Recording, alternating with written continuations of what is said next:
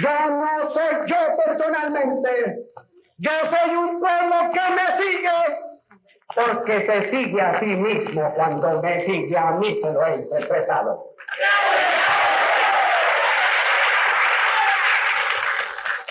¡Pueblo! ¡Por la restauración moral! ¡Ala! ¡Pueblo! ¡Por vuestra victoria! ¡Ala!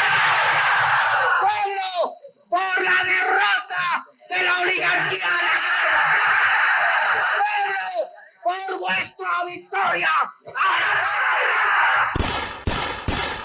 A los colombianos en el exterior, aló a los colombianos en el exterior, aló a los colombianos en el exterior, a la 1:30 del día 9 de abril de 1948, a la abril de 1948, a nuestras 6:14:15 fue asesinado el doctor Jorge Eliezer Gaitán. ¡Mataron a Gaitán!, gritaban los bogotanos, testigos del asesinato del caudillo liberal Jorge Eliezer. Era 9 de abril de 1948. La noticia se difundió rápidamente por todos los rincones del país y desencadenó una revuelta popular que arrasó con el centro de Bogotá. Puso en jaque a los gobiernos locales de muchos municipios del país y por poco tumba al presidente conservador Mariano Ospina Pérez. El ejército respondió a bala y asesinó a un número indeterminado de colombianos. Entretanto, en Bogotá, el Partido Liberal negoció con el presidente Ospina un gobierno de unidad nacional para apaciguar la violencia y restablecer el orden institucional. Se acordó que en el gabinete ministerial participaran 5 liberales.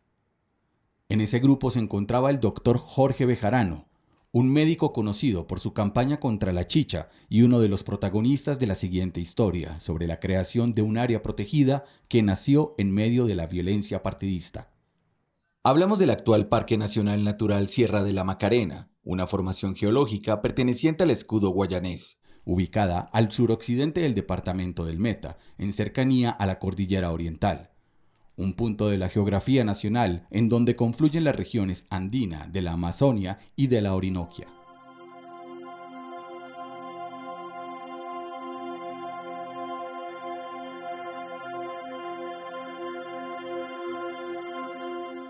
Hacia la década de los 40 del siglo pasado, explica Alfredo Molano en su libro Yo le digo una de las cosas, pocos colombianos sabían de la existencia de la Sierra de la Macarena, de su riqueza en flora y fauna y de su excepcionalidad geológica.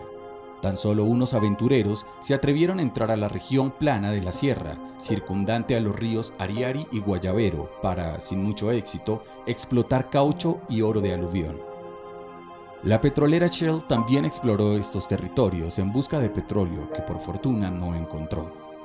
Sus estudios geográficos y geológicos dieron pistas sobre la importancia de la sierra. Poco tiempo después, en los años 40 del siglo XX, los médicos del Instituto de Enfermedades Tropicales Roberto Franco se interesaron en la región para estudiar la fiebre amarilla. Entre ellos se encontraba el doctor Santiago Rengifo Salcedo, quien comenzó a publicitar la importancia de la sierra. En un documento escribió: La Macarena es un lugar único para los estudios de sistemática y biología de la flora y fauna de las regiones intertropicales. La riqueza en vida animal y vegetal libre de actividades predatorias del hombre hacen de este lugar un sitio ideal para los estudios ecológicos en el medio tropical subtropical. El doctor Rengifo, seguro de que su amigo, el ministro de Higiene, Jorge Bejarano, lo apoyaría, le presentó la idea de crear una reserva biológica natural para la ciencia y la investigación. Bejarano apoyó la propuesta. A mediados de 1948, el ministro presentó a la Cámara de Representantes el proyecto de ley y en noviembre fue aprobado. Luego de su creación vinieron las expediciones científicas. De acuerdo con la geógrafa Claudia Leal, entre 1949 y 1959 se hicieron 7 expediciones, destinadas principalmente a colectar plantas y pieles de animales. Al respecto, el afamado biólogo Richard Evans Schultes, luego de explorar la sierra, escribió: Son muy pocas las regiones que hoy están completamente vírgenes. La cordillera de la Macarena, tan cercana a Bogotá, nunca ha sido habitada por indios o por blancos.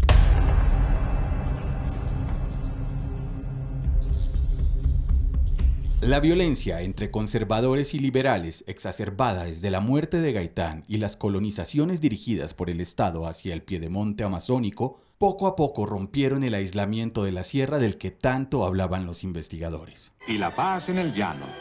Los guerrilleros se rinden y entregan las armas. Son colombianos extraviados por las pasiones políticas que recobran la plenitud de sus derechos ciudadanos y se acogen a la protección del gobierno de las Fuerzas Armadas. Los jefes del ejército los reciben con franca cordialidad y otra vez los llanos orientales comienzan a recobrar su ritmo de trabajo fecundo. Luego del golpe de Estado, el presidente Gustavo Rojas Pinilla, con el ánimo de parar la violencia bipartidista y pacificar la región de los llanos, organizó un plan de colonización en el Ariari para los excombatientes.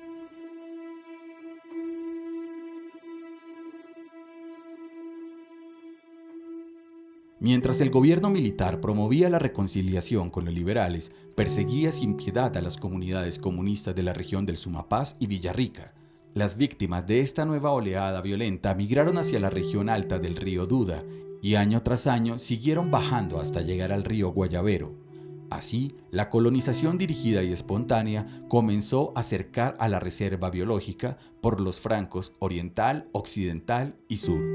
Con la caída de la dictadura de Rojas Pinilla, los gobiernos del Frente Nacional impulsaron la colonización dirigida hacia la selva amazónica como fórmula para pacificar el país.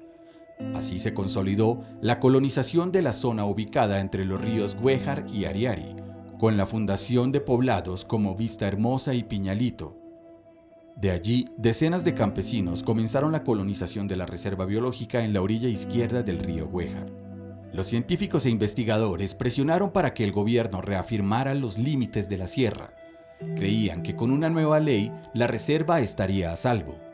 El gobierno escuchó a los expertos y promulgó el decreto 2936 de 1965 que fijaba el área protegida con una extensión de 1.131.350 hectáreas. La decisión gustó poco a los empresarios agrícolas y colonos. Según el exrector de la Universidad Nacional Ricardo Mosquera Mesa, para muchos la superficie de la reserva era exagerada, argumentando además que era utópico plantearse la conservación y adecuado aprovechamiento científico de un área tan extensa. En respuesta a estas voces, en 1971, el INDERENA sustrajo 500.000 hectáreas de la reserva y en los 2 años siguientes, el INCORA entregó cerca de 360 predios. La decisión aumentó el flujo de colonos, según el biólogo Joaquín Molano Campuzano. En 1971 ya había 1.600 familias asentadas en la zona, muchas de las cuales se dedicaban a cazar animales salvajes para traficar con sus pieles. Al gobierno le quedó imposible frenar las oleadas migratorias que se agudizaron con una nueva bonanza, la de la marihuana y la coca. En los años siguientes, colonos y campesinos se organizaron y recurrieron a las movilizaciones para que se hiciera una nueva delimitación del área protegida y se les reconocieran los títulos ubicados en la parte baja de la sierra. En 1989, el gobierno trató de solucionar el problema de reserva con una expedición de un decreto que creó el Parque Nacional Natural Sierra de la Macarena con una extensión de 629.280 hectáreas. El mismo decreto compensó la reducción de un 55% del área protegida con la conformación Área de Manejo Especial de la Macarena, que comprende la totalidad de los parques Tinigua y La Macarena, parte de los parques Los Picachos y Sumapaz, y los distritos de manejo integrado de los recursos naturales renovables del Ariari, Guayavero y La Macarena.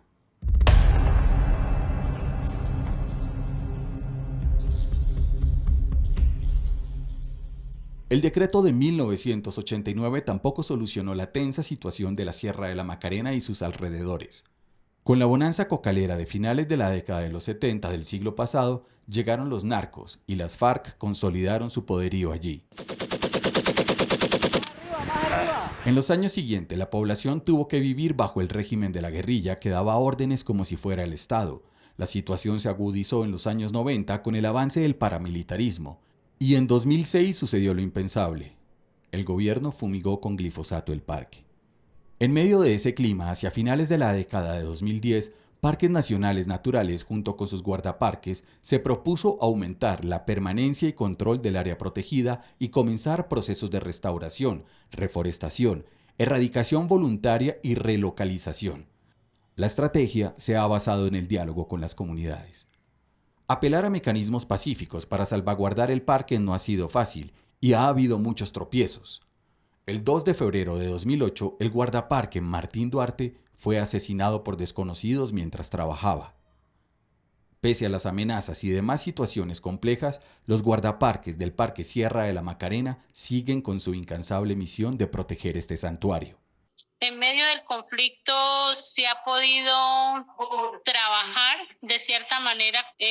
Han habido momentos muy, difíciles para los guardaparques, pero siempre buscamos es como a través de las mismas comunidades y nosotros hemos sido muy resilientes para poder volver a ingresar en ciertos sitios.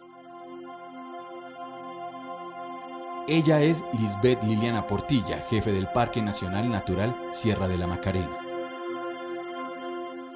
Han pasado 75 años desde que en medio de la exacerbación de la violencia política, un grupo de científicos y políticos se propusieron crear una reserva biológica.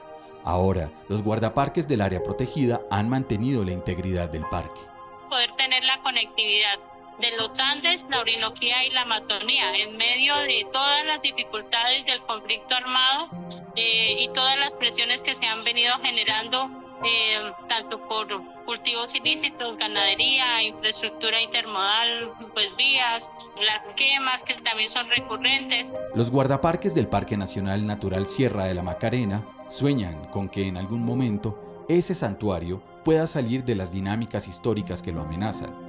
Ese es el motor que los mueve día a día para hablar con campesinos y mostrarles los beneficios de la sierra y cómo cuidarla.